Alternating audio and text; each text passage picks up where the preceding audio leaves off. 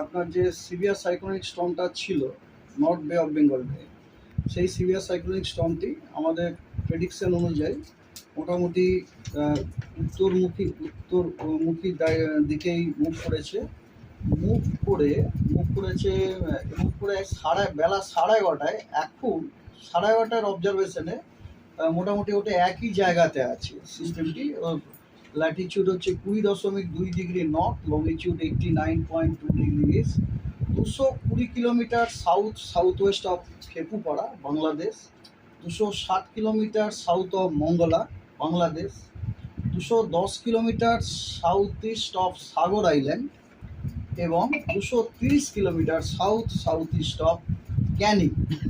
এবং বর্তমানে ম্যাক্সিমাম যে সাস্টেন উইন্ড রয়েছে সেটা হচ্ছে 95 থেকে 105 kilometre per hour, gusting to 115 kilometre per hour এই সাইক্লোনের সেন্টারের চারদিকে। এবং আমাদের প্রেডিকশন হচ্ছে, অ্যাজ পার আইএমডি প্রেডিকশন, এই সিস্টেমটি খুব সম্ভবত এটা মোটামুটি উত্তর দিকেই মুভ করে ওটি ফার্দার ইন্টেন্সিফাই করবে মানে আমি বলতে পারছি more and more wind speed gain করবে। It will remain as a severe cyclonic storm but with higher wind speed.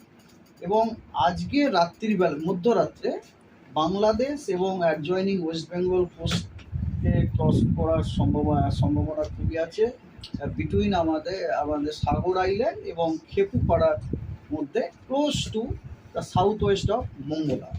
এবং যখন ওটি ক্রস করবে তখন ওর স্ট্রেংথ হবে as a severe cyclonic storm only, এবং ম্যাক্সিমাম উইন্ড স্পিড হচ্ছে 110 থেকে 120 কিলোমিটার পার।